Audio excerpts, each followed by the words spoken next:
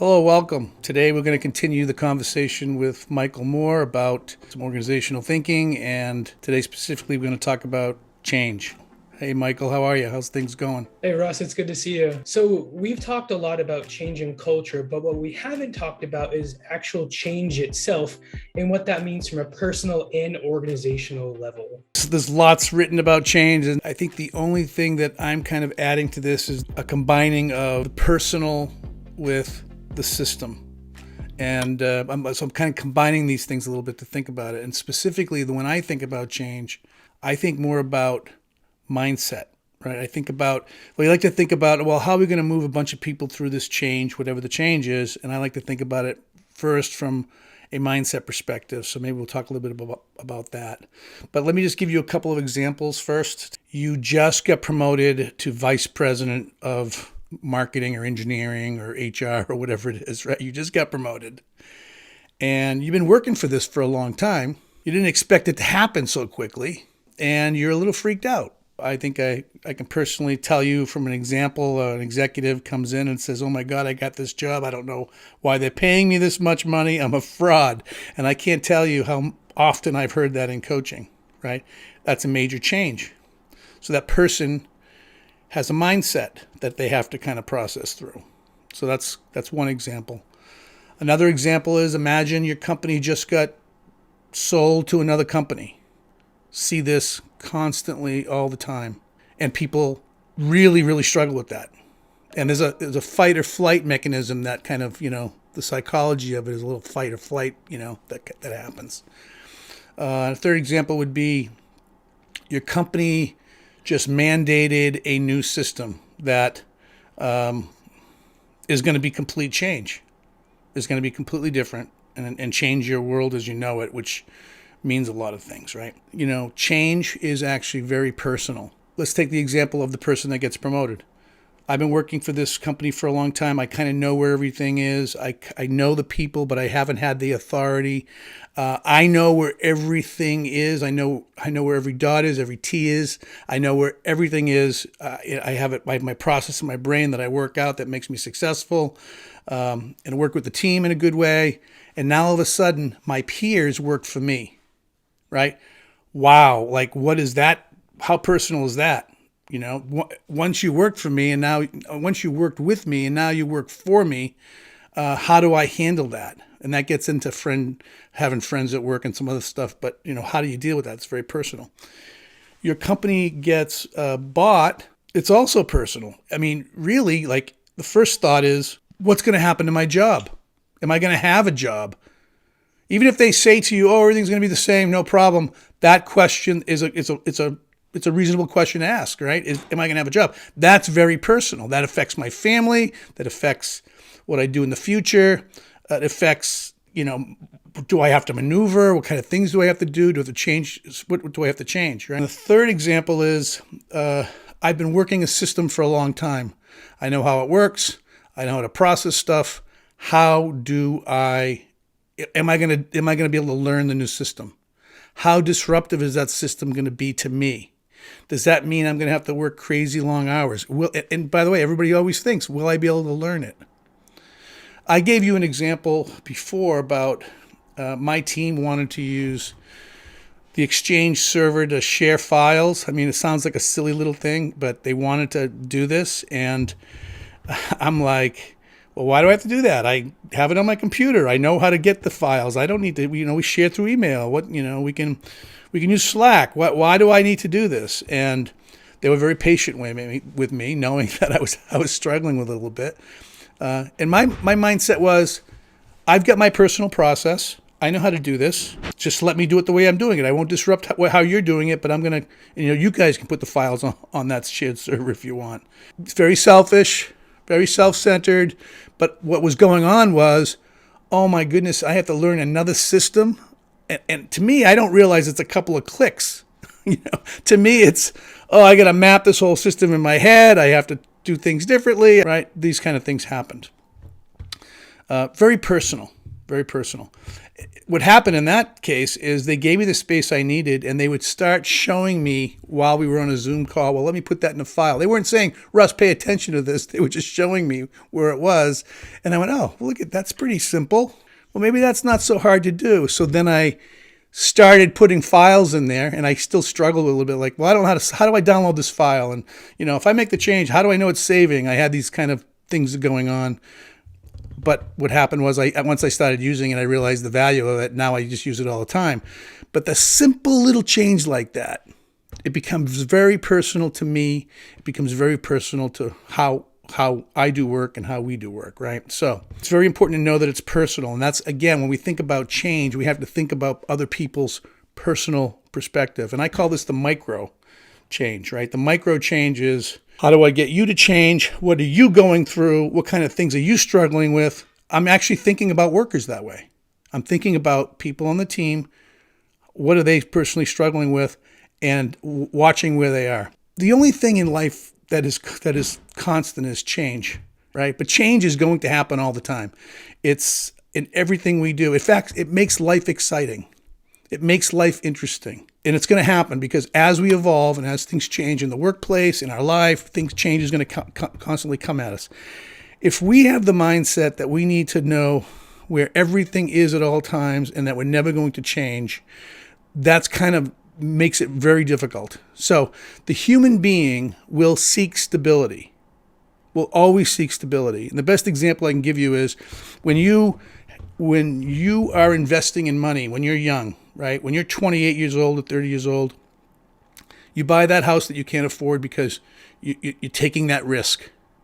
You're not worrying about it. You put money in your 401k, maybe you day trade, right? You do things like that. And money is like, it's a thing that you're saving, you're being really responsible and saving and doing the right things, but you're willing to take certain risks. You're willing to start a business. You're willing to invest in a business. You're willing to do certain things. As we get older, and I don't mean age necessarily, but as we mature and as we gain more wealth or more value of things, our switch in our head goes from growth to maintaining and sustaining and holding on to that wealth. So when you're 30 years old, what do they tell you? Invest, go and invest. You can take risks, buy Bitcoin, do whatever you want, right? That's awesome because you can recover from that. But as you get older and you're starting to think about retirement, you necessarily can't recover from that. So what happens, so that's an example. What happens to us as we mature is we try to stabilize. The same thing happens once we get in a job. Once we're in a job, we have a job for 2 years. It's fun. We're learning new things. 4 years goes by. We've got the systems all figured out. We've actually created some of these systems. We're there for 6 or 8 years, and now we have. We're kind of managing the department maybe, and we own all this. We know where everything is in our head on purpose, like completely intuitively we know where everything is. And then a change comes. And what happens is our instinct to be stable kind of, happens to us. It's our nature. Well, wait a minute. We want to be stable. I don't want this change to happen. And this is why when we do strategic planning or we do any kind of collaboration, we really have to suspend these ideas. And what people think is that, well, if we just say it in a meeting out loud, then we're making an intention and it's going to come true, and not necessarily true. So that's kind of, so the mindset has to be the best mindset you can have. And it's easy for me to say, and people are not going to just develop a mindset. That's not going to happen. But it has to be that I'm in this game, and this game is evolving over time. And that's going to be fun. So the way I think about change, I've thought about this my whole life. Even though I had a challenge with that computer system, I did do it. But the way I look at it is, that's a challenge. That's going to be fun. If I think something happens, like, let's say my company, and this is true, this happens, my company gets bought out. Everybody's first reaction is they're calling each other on the phone, and everybody's jockeying for position, and what's going to happen, and everybody's all worried about it. My reaction is, wow, what kind of opportunities exist here? And I know, it's like I have to force myself to do that, but you force yourself to say, where are these opportunities? And that mindset is so critical. So people come to me all the time and they say, my company just got bought, and the buying company only cares about money and the stock price. They don't care about their people. They've demonstrated this before. It is the new bosses are jerks. They came in. I mean, this is the narrative that they come up with, right? This is what happens all the time in almost every case. And I would almost argue to some extent that the people buying the company have the mindset that, yeah, we are now going to change some things. And yes, it's going to be difficult, and I'm here to help change it. And of course, that's their motivation. They're going to make that change. And the people receiving it are like, I don't want to change. And so when people come to me and they say, my company just got bought out, the new boss is a jerk, I say, I'm going to give you a piece of advice, and this is worth a lot of money. And I want you to really kind of take this to heart. And what I want you to do is I want you to go into the office and I want you to kiss their ass. Right? Now, I say that because if you're buying a company and there's a number of people, who are you going to enlist in this journey with you? The people that are giving you the cold shoulder, resisting change. Who are you going? You're going to go with the people that are on board, right? They have the right mindset. So when that happened to me when I was at bigger corporations, what happened to me was there would be a change, and it was so obvious that people didn't know what was going on. Even the people buying the company didn't know what was going on. It's very confusing. It's like it's a period of just shock, right? And everybody's calling everybody else. I'm always like, awesome. Like, where is the action here? And whatever the action is, I go into that action and I raise my hand and I say, let me take that project. Yeah, I'd like to be involved in that. Let me do this. And right away, I get enlisted to be part of the change, which again is exciting. For people who are afraid of change, it's really hard to get into that mindset. So how are we helping people get into that mindset? So what I'm starting out by saying, the mindset is critically important, and you could have the mindset. Now, that's not always going to happen. Just like I did with my team when they did this computer change, this small computer change, right? But what they did is they didn't make me feel bad about it, and they actually took me through a process. So we've heard of the stages of grief. When change happens, the first thing that happens, we go into denial. So you just get promoted to be the next vice president. The first reaction is, no. Me? It's too early. I wasn't ready for that. You just found out your company's bought. You say, no.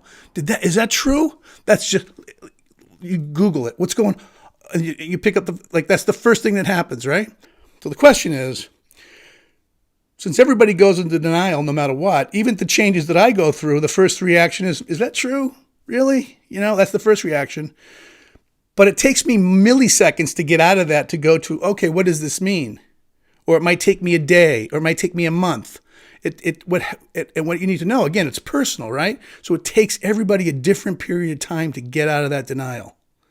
So if I just get promoted, the boss just calls me in and says, you just get promoted to vice president, you're in charge of this whole operation now, and you're going to do a good job, and they say all that. And my first reaction is, oh my God, no. And those of you out there that say that doesn't happen to you, that happens to everybody. Even the good news is scary, right? Your kid's getting married. No, really? So someone's pregnant. Oh my God, right? It's the first thing that happens. So you go into this place of feeling like, oh no, what's going to happen? Am I a fraud? Am I going to fail? What's that mean? What does it mean? My life? That's what's going to happen. So you might come out of that denial quickly because once you left the office, they just told you, and that's the only person that can tell you. That becomes a real thing. When your company gets bought, it might take you a couple days to really settle into what's happening. It might take people might never accept it, but for the most part. And if you start a new system, that could take years for people to really accept it. So it all depends, and it's personal to what happens. So how do we get people out of it? Knowing people go into denial means that we have to let them be in denial for a little while. We have to be with them in that denial, right? my team, Russ, we'd like to use this system. Well, I'm not so sure. I don't know if I want to use it. Like that was my reaction. But they let me be there. They didn't say, well, you have to, Russ. This is what we have to do. They said, okay, well, we're going to try it for a while. I'm like, okay, go try it, whatever. They just let me be there until I realized, wow, I'm being foolish about this, or, yeah, this is really a good situation, so on and so forth. So we let people go into denial for a little while.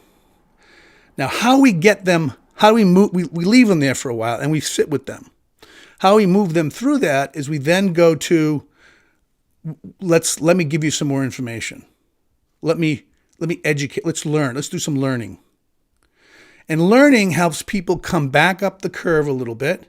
They start, and the more they learn, the more they kind of embrace it, the more they put it in perspective, and the more they see that it's not that confusing.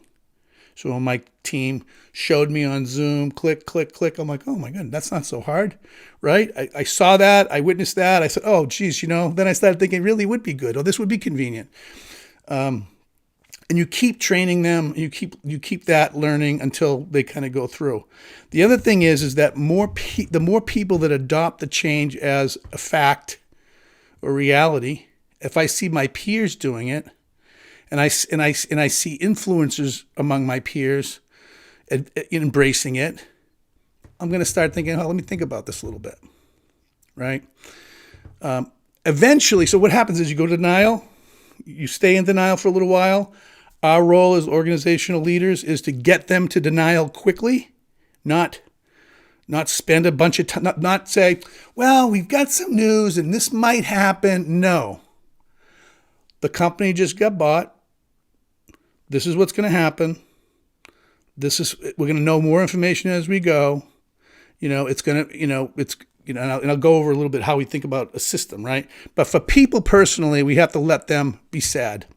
I was with a company 3 weeks ago where the owner sold the company and was resigning. Not for any bad reason, all for really positive reasons. It was time. He was resigning. I sat in the room with all of the senior people, and I had coached him about what to do and what to say. I was there to help facilitate the meeting. I actually had prepared, hey everybody, let's share ideas after it was over, right? What do you want to say to Matt? And they're kind of a funny, jokey kind of culture. So I said, we can make fun of them now. I made some jokes about it. The owner of the company walks into the conference room, sits at the head of the table, and I thought he was going to say some words first. He said, I'm resigning. That's what he said. He just, whoa, like people are like, what? And he started talking about it. He started getting choked up about it, right? Now what's happening is everybody's with him, right? He's taking them through this denial process. He explains to them why he's doing it. He explains the reasons he explains the strength and the position that they're in, all the time being very choked up about it. And when he stopped, I looked at the room and said, would folks like to, and I said something first. I said, listen, I appreciate, you coming right out and saying this to us, and whatever I said, I started it. I modeled what I wanted them to do. And I looked in the room and nobody said a word. They were all in denial. They were in shock. They loved this guy, right?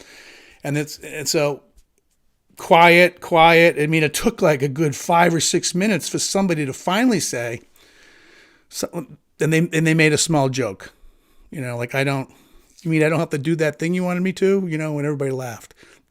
Now what happened is people started taking the lead and everybody went around and said really, really profound, nice things to him, right? So what happened was he ripped off the Band-Aid, took him right down to the denial. They began to talk about it. They learned more. And after that whole thing, and I have to tell you that this was probably one of the hardest meetings. I love it when I'm in a client meeting and people cry. I love that. To me, I feel like I reached them, right? I feel like, good, we're getting real, right? But this was hard. It was really hard because I just really cared about this group of people. And it was really hard to be there. But I'm so valued that I got to be there, right? After it was over, then he started talking business. This is how it's going to work. He started training them, teaching them. And then after that, the buying organization came in, which we all like too, and they started talking about what the changes were. And they basically said to them, look, we got plenty of time. We're not changing anything. Things are going to be the same for now. We're gonna stick together on this. And so that was like, so that's how you help people to change in a micro way, right? Like it was a small group of people. It was individuals trying to get to change quickly. So how we get them there is we let them go into denial. We teach them as much as we possibly can. We got to be transparent and honest all the time. Any BS, you're done. So the phases are denial, learning, and then once you go past the learning stage, some people become champions. Now remember, while some people are becoming champions, there's still people in denial. So it's kind of like, it's not everybody goes at the same time, but slowly everybody starts to come up. The people that are champions start championing this. This is going to be great. We're so happy for you leaving and so happy for you doing what you're going to do. We're so happy that we get to stay this way. Now we can probably do those things we want to do. Like there's all kinds of new things start to emerge. Like the champions start then taking over and leading what's going to happen. And I've talked to you about this. This is what I call the tipping point, right? At some point, a number of people in the organization will embrace the change, and then at some point, it'll go forward. So once you become a champion, over time, this all settles down and it goes back to normal. Right. So if you look at a curve, you're going along, things are fine. Something happens bad, you go into denial. You stay in denial for a little while, whether it's a second or a month, right? You start learning. You start learning more. You become a champion, and then at some point it stabilizes and goes back to normal. So that's kind of the macro way of thinking about it. And we have to help people with their mindset.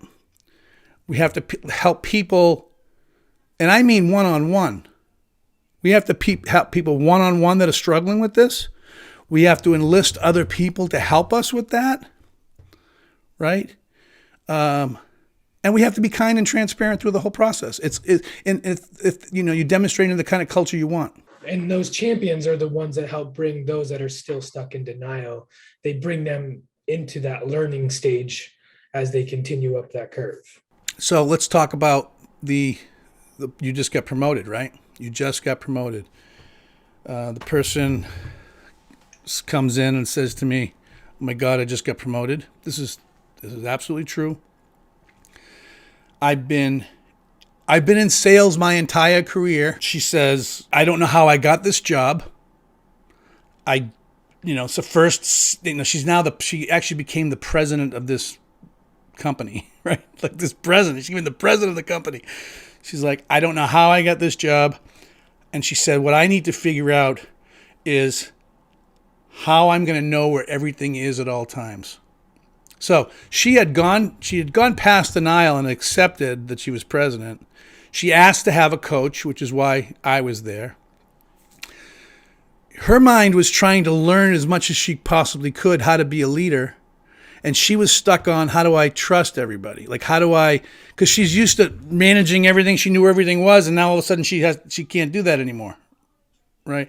So I had to get her first past the point of the mindset is you are a leader. You wouldn't be here without you. They didn't hire you because you have sales skills or technical skills. They hired you because of who you are, how you communicate with people, right? How you show up, your temperament, your kindness, your character. That's why people get promoted. They get promoted because of these other reasons. What do they call them? I don't call them soft skills, like soft powers, right? From these soft powers. And then she had to get past, now she's like thinking through it and she's learning, and now she's trying to learn as much as possible. How do I keep my fingers on everything? And then we worked on that. And once she got through that, fast forward 2 years, she was in complete control, and they ended up giving her another division. So now she's running 3 divisions. So that's how successful she was. But she had to go through that change process as well.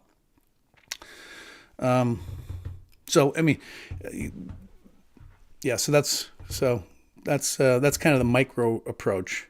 It's easy to say mindset. It's easy just to say, well, you should change your mindset. But you as professionals have to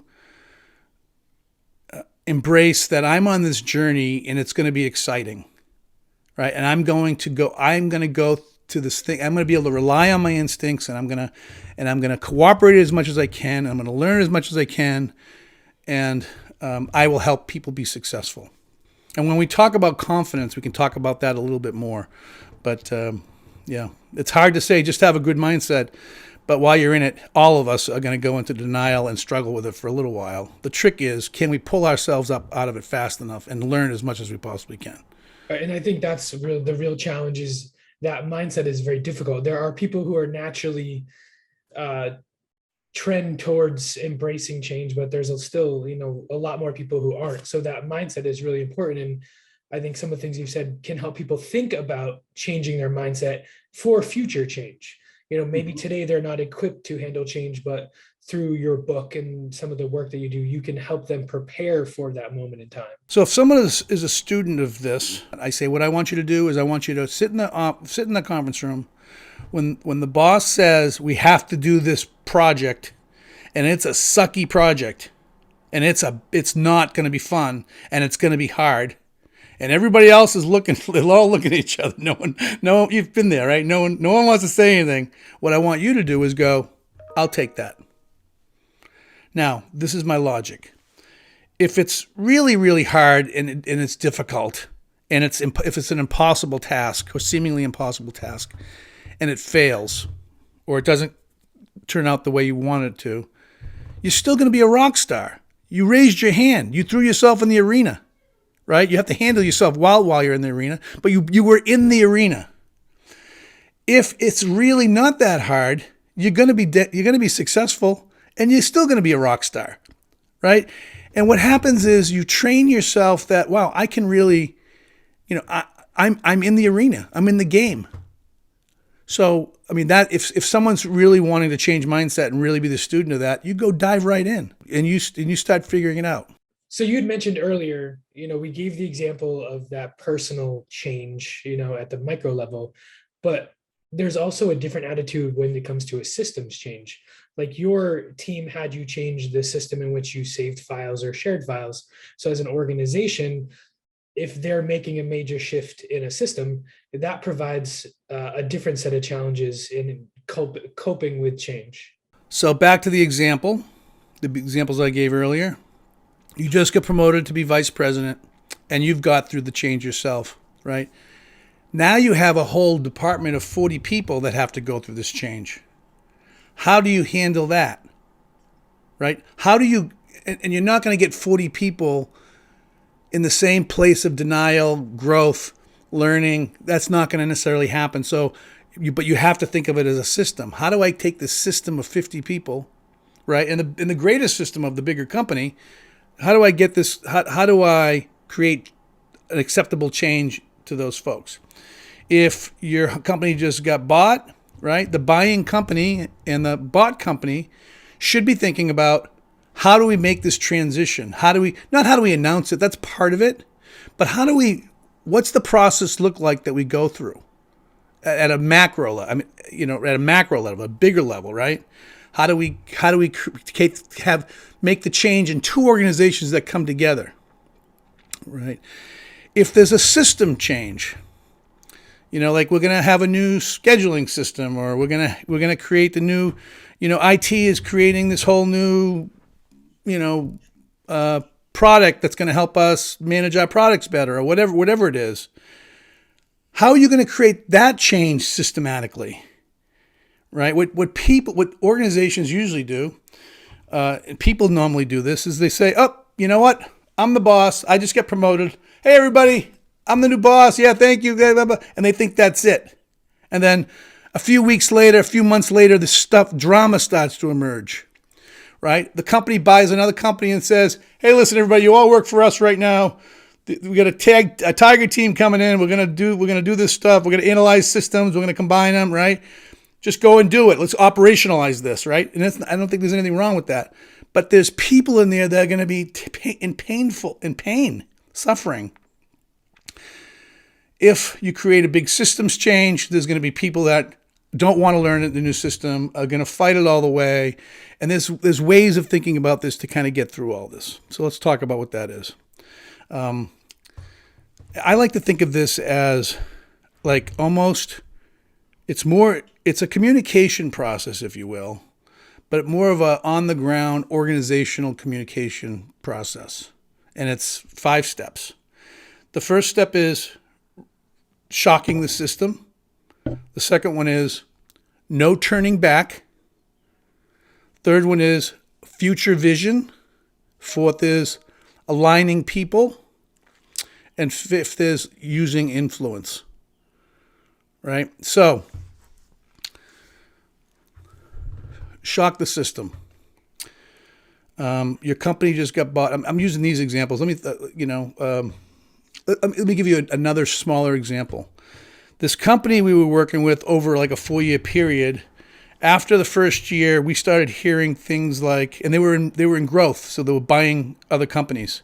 And we were hearing things like, they just bought that company and they just bought those 3 companies. They didn't tell us about it. We just found out on Monday morning and, why don't they include us? How come they don't tell us what's going on, right?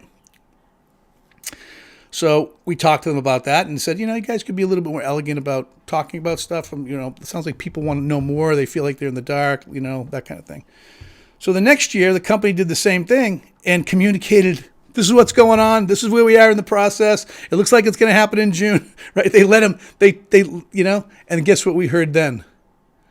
These people, I got emails every day telling me what's going on. I don't need to know all this information, right? Like it doesn't matter. You're never going to make everybody happy, right? And that's the problem with talking about a system, right? There's all these individuals inside that system.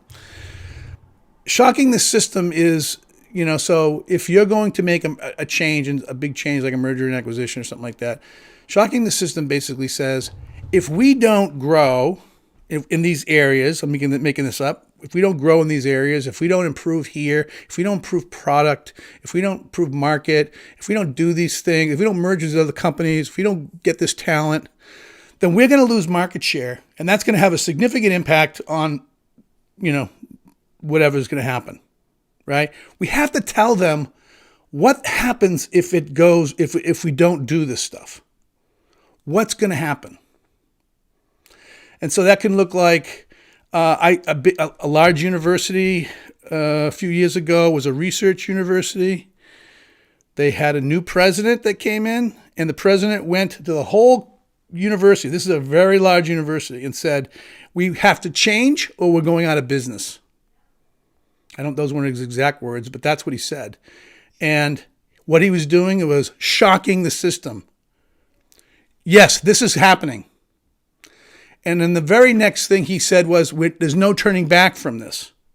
Now, what's significant about not turning back? If you're going to put a system in my company, and I think if I stall long enough, or and I probably don't do it consciously, but if I sabotage it or just disregard it or, act poorly about it, eventually they just give up and going away. And by the way, how many times does that happen, right? This happens a lot. We start an initiative, we start something, and the management changes their mind and pulls it back. I don't blame them for pulling it back. I blame them for making the decision in the first place. You have to be really careful about making whole-scale change that you are not committed to, right? And it's so easy for people, and also that could be a result of people just being such a pain in the neck that the company says, "Oh, I give up. I don't want to upset everybody. That's not necessarily right either, right?" But the understanding that there's no turning back, that there's no way that this is going to get derailed, right? Which also means you need to operate quickly, not like make this over a 3-year period. The quicker you move, probably the better. It's going to be more painful. People are going to be in denial faster. People come out of denial faster, but there's got to be this sense of no turning back. The third one is, after I've told you why we have to do this, and I'm not saying I'm going to scare you, I'm just going to tell you the truth. The truth is, if we do not go into this line of work, we're going to lose market share, and we will be picking up the scraps, and there's no way we're going to be able to be successful in the next decade. That's legit. That's a real thing. Then we tell them, and we have no choice but to go back. Now you have to tell them what the vision is. Now you have to tell them, in the future, this is what it's going to look like. If we develop that new product line, what we're going to do is we're going to have the technology that we need. We're going to develop the talent we need. We're going to be able to branch out into these new other areas. We're going to be on the leading edge of this stuff, right? You see? Inspire me. Tell me where I'm going. Right? Now, a lot of companies will have a vision. A lot of organizations will have a vision. And there might be vision statements. But that's not what I'm talking about. I'm talking about, let me tell you a vision that you can viscerally feel, that you understand how it affects you personally. Right? Not always good, but that's the truth. I'm honest with you. Right? The next thing to do is we have to align people. We have to have people. We have to have people feel like they're included. We need to make sure that what we're doing is approved by sponsors, whether that's the executive team or the board of directors or the lawyers or what we have. We have to have people aligned around what we're doing. We need to do this top down. We need to make sure everybody's aligned and bottom up. So aligning might mean presenting to a leadership forum. It might mean doing focus groups around the company about what's going to happen. It might mean doing announcements, and bringing people up on stuff, right? And what you're trying to do is build a sense of alignment and try to find that tipping point to find those people that say, hey, can I be involved in that?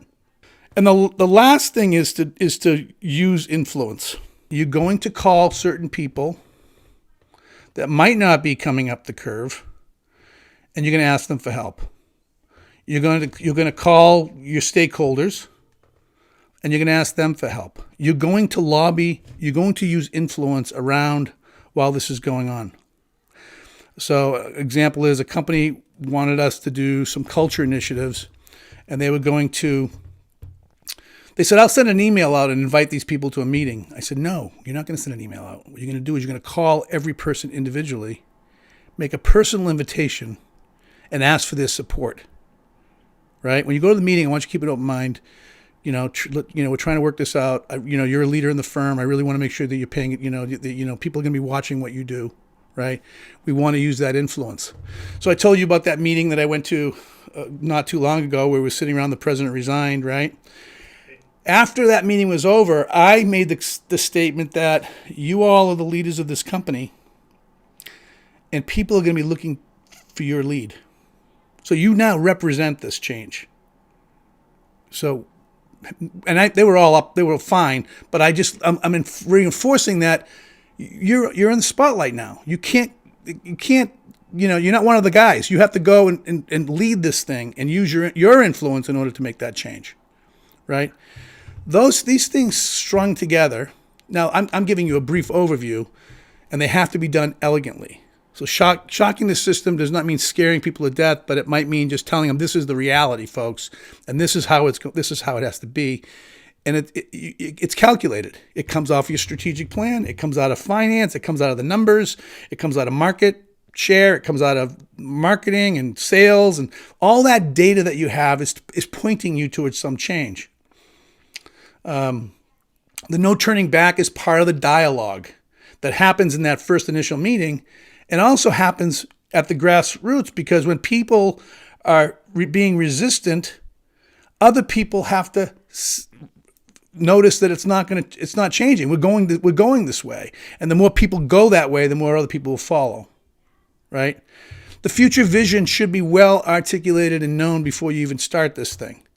Right? And it becomes like your strategic kind of direction. This is not just we just come up with it on a piece of paper and walk into a meeting. We should be thoughtful about this. Really do strategic planning about what we're doing and what this change means and how it's going to affect things. Right? Aligning people is a communication plan. You use your communication department, your marketing department to kind of help with that. Right? And then also the influence is the executives personally invested in communicating with other people to bring people along to change. And so if it's kind of a big macro way of looking at it, and I say it's going to be elegant, but it should be part of what you do for business anyways. And I'm talking about, so we're talking in this example about a big company. Let's go back to, the person just got promoted, right? The shock the system is basically saying, hey, listen, you know what? Congratulations to so-and-so. He just got promoted. He's now the vice president of, marketing. That's kind of shocking the system right there. You don't have to do much with that. You've announced it. People realize there's no turning back. It's not like they're going to, like sabotage the person so they don't take the job. So that's kind of done. The future vision, that's when the new leader is going to suggest what the vision is. They're going to go to them and they're going to say how they want to operate and what kind of things they're going to do. And they're going to be careful about this because they don't want to, they don't want to freak people out right away, but we want to be honest with them about what's changing. And in most cases, departments don't change that much, or but they might say a new vision. I'd like a new vision. I like to have a better relationship with engineering or whatever it is, right? They can kind of articulate what those things are. Aligning people is by communicating to them, right? And I would say frequent communications, one-on-one communications, right? Influence might be making sure you have the support from the other departments. You see, it could be that simple, right? And this map can be used with small change or big change. If it's big change, I just suggest that it really go through a thorough team building kind of, operational planning process. So just to give you one real big example of this is I worked for a guy that was responsible for IT worldwide, 4,000 people.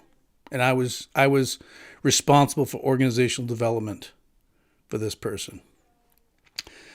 The company was outsourcing IT, information technologies, across the entire company. They were going to outsource it because if we had IBM or CSC or some of these other big companies take over and we outsource these things to those companies, it would save the company a ton of money. It's not our core business, and we can probably get better service. And that was kind of the theory, right? So what do you do with 4,000 people worldwide? How do you create this kind of change? So this person I was working for was absolutely a genius about this stuff. He was a IT executive that was branded. He came from very big companies. He knew his stuff, and he's the one that actually hired me to do organizational development for this group. And I had never done organizational development at the time. So I was doing OD for the first time, and it was his vision that I was kind of executing. He called a meeting with all employees across the entire company, and had him on the video screen, had him on the phone, right? These are worldwide. People are worldwide. The room was filled. It was a big, big room. The room was filled with people. I'm talking like a cafeteria-sized, room. And he said, we're going to outsource IT. He shocked the system. Bang! Now, we knew this was going on. We were thinking about this. But now what has to happen is IBM and CSC and these other firms need to come in and analyze stuff, so we have to work with them. So after shocking the system, he let them know that this will happen. He told them why we needed to do it. He explained to them the reasons why. He told them it's some of you are going to change your job.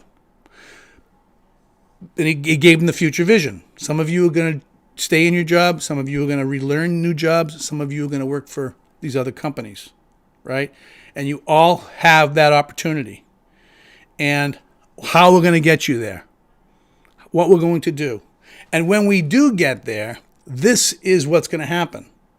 So he's talking to IT, so he told them about what would happen with IT.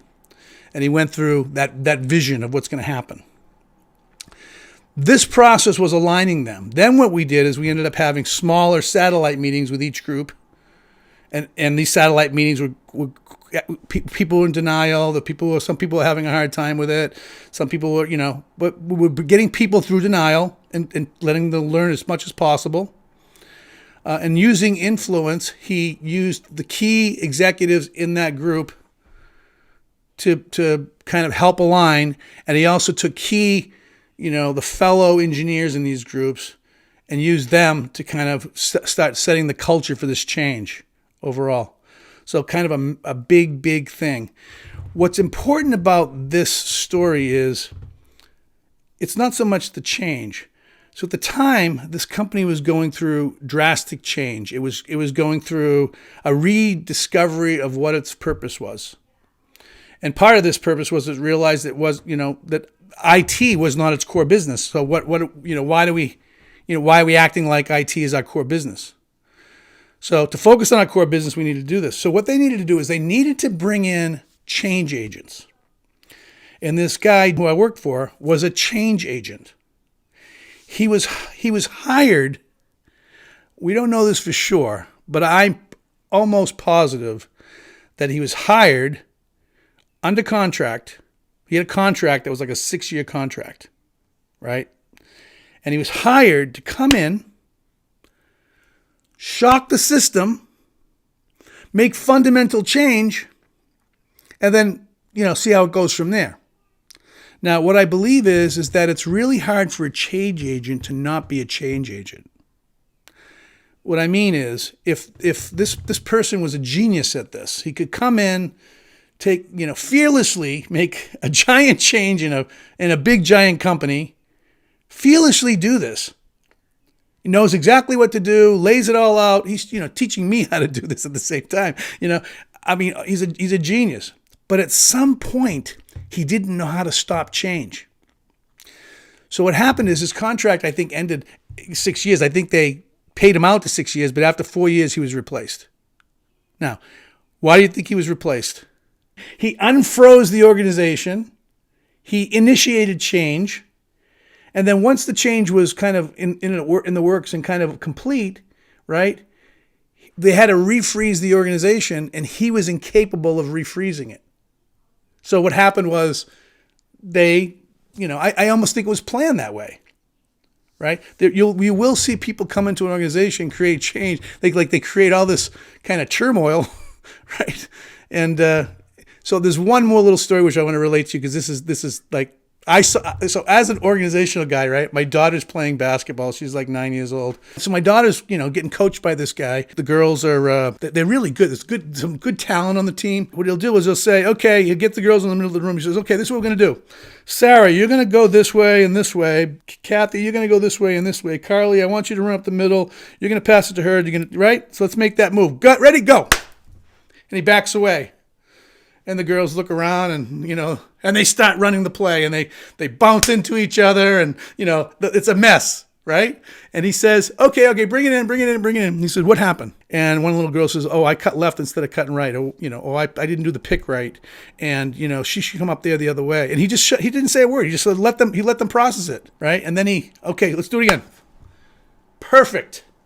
And I remember I went up to him afterwards. I says, that was genius. Where did you learn to do that? He goes, I don't know. He's just this is just what I do, right?